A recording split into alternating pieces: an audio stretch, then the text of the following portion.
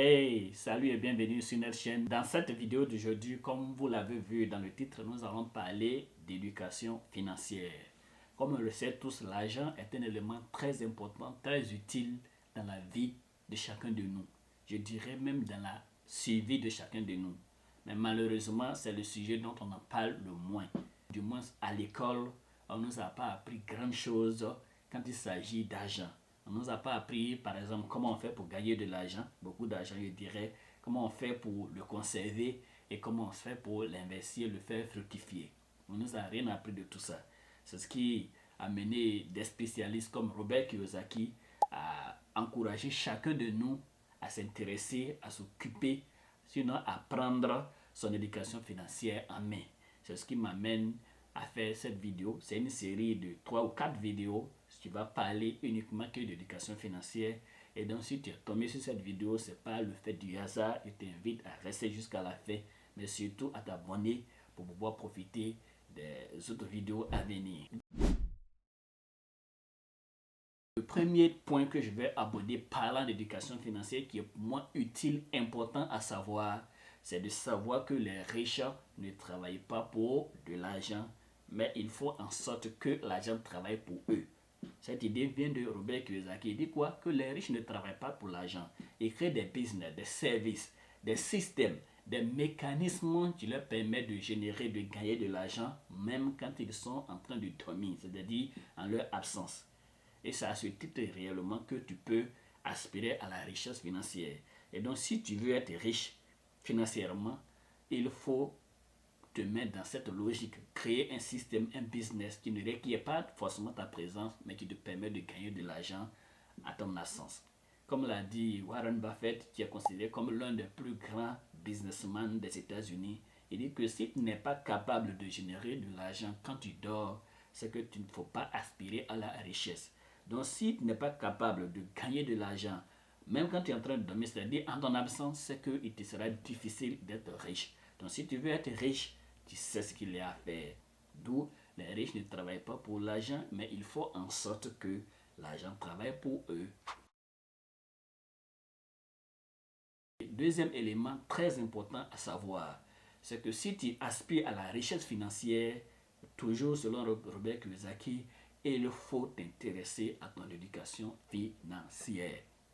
Ton éducation financière. Malheureusement, comme je l'ai dit dans l'introduction, on ne nous a rien appris à l'école quand il s'agit de gagner de l'argent, le conserver, le faire fructifier et autres. Alors que c'est des choses qui sont importantes pour nous. L'argent, c'est un élément dont on ne peut pas s'en passer. On va se blaguer. Quiconque soit, on a nécessairement besoin d'argent. Surtout dans ce monde moderne dans lequel nous nous trouvons, on fait énormément de dépenses par jour. Et donc, le thème de l'argent est quelque chose de très crucial pour chacun de nous. Et si on ne nous a pas appris grand chose dessus, malheureusement, c'est à nous-mêmes de prendre cette affaire à bras le corps. Il faut s'intéresser à ton éducation financière. Et l'éducation financière commence par connaître la différence entre un actif et un passif.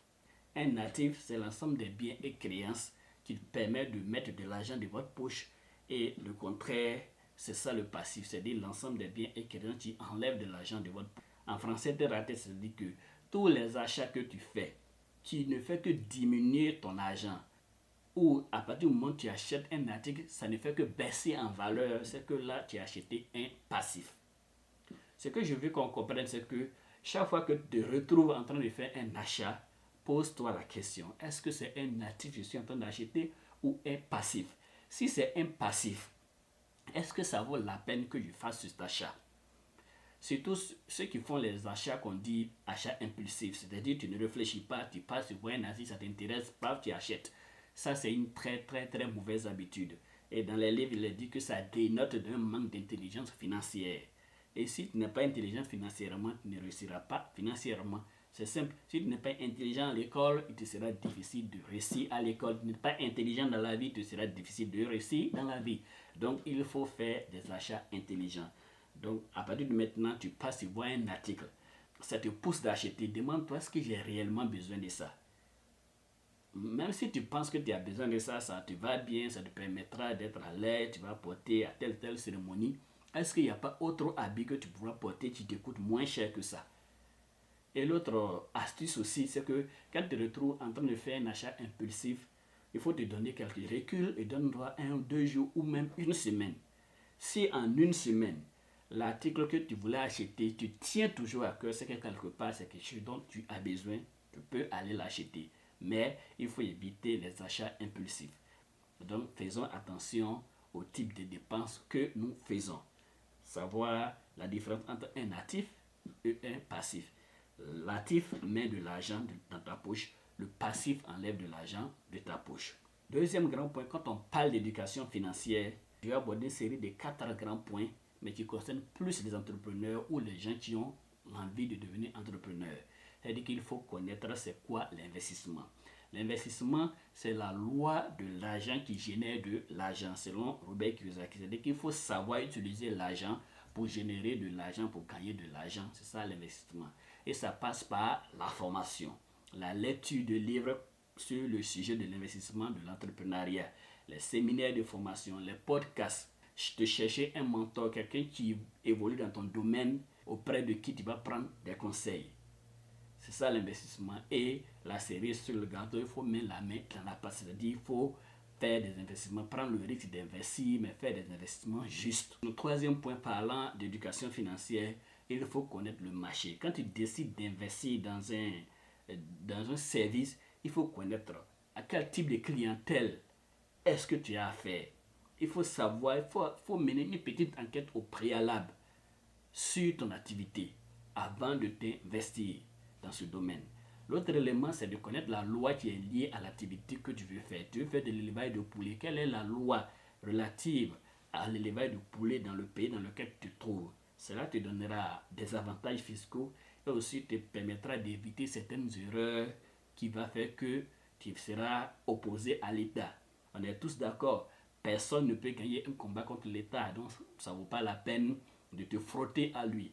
Il faut connaître les lois afin de pouvoir savoir poser les pas. L'autre point, quand on parle d'éducation financière, c'est de connaître les b.a.-ba de la comptabilité. Nous pensons que la comptabilité, c'est l'affaire des comptables, c'est l'affaire des économistes et autres. Chacun de nous doit avoir un minimum de connaissances quand il s'agit de comptabilité. C'est-à-dire quand tu vas faire un achat, et surtout en Occident, en Europe, aux États-Unis par exemple, au Canada, ici, les entreprises ou bien les vendeurs proposent beaucoup des achats à crédit. Mais quand tu vas acheter un article et tu as dit c'est accompagné d'un taux d'intérêt de 4%, qu'est-ce que ces 4% veulent réellement dire? Beaucoup de personnes ne savent pas. Ils font des achats, ils vont acheter un article dont ils paient le double de ce prix. Il va acheter une voiture, on lui dit bon la voiture c'est 10 000 $, mais il finit par payer 20 000 $. Parce qu'il n'a pas pris le temps de savoir c'est quoi ce taux d'intérêt là. Normalement, si c'est un taux d'intérêt de 10%, le prix d'achat de la voiture ne peut pas atteindre 20 000 $, mais d'autres finissent par faire ça. C'est pareil pour ceux qui achètent les maisons en crédit. Donc, il faut t'intéresser à la comptabilité si tu veux être entrepreneur pour savoir comment lire et interpréter les chiffres afin de pouvoir faire des investissements justes. Donc, en gros, quand on parle d'éducation financière, ce sont ces éléments-là dont ça concerne. Le troisième et dernier point de cette vidéo, parlant d'éducation financière, c'est de comprendre qu'en règle générale, en comptabilité, il existe 3 sources de revenus. Il y a le revenu gagné qui provient du salaire. Deuxièmement, le revenu passif qui provient généralement de l'immobilier, construire une cour, mettre en location, bien acheter une cour, mettre en location. Ça peut être aussi une école, un établissement scolaire et ainsi de suite. Et le troisième et dernier point, c'est le revenu de portefeuille qui vient des actions. Tu es actionnaire dans une entreprise, des fonds communs de placement et aussi des obligations. Il y a aussi les droits d'auteur, tels que les artistes, les peintres et autres. Quelqu'un qui a fait sortir une œuvre d'art qui vend, un livre par exemple qui vend et qui fait rentrer de l'argent. Et donc, voici les 3 grandes sources de revenus qu'on a généralement dans le monde. Et ce qui est important ici, c'est de savoir d'où est-ce que tu veux tirer ta plus grande source de revenus dans la vie. Est-ce que tu veux tirer ta plus grande source de revenus en tant que salarié? Dans ce cas, il sera très difficile d'atteindre la liberté financière, la richesse financière. Ou bien est-ce que tu veux tirer ta plus grande source de revenus dans le revenu passif, c'est-à-dire l'immobilier, ça c'est bon, seulement que ça prend du temps. Ou bien est-ce que tu veux tirer ta richesse dans le revenu du portefeuille en étant toi-même entrepreneur, en investissant, en créant des œuvres telles que des livres et ainsi de suite qui te permet de te rapporter de l'argent sans même que tu ne sois présent. Donc, c'est vraiment important de savoir ces éléments-là afin de savoir se situer.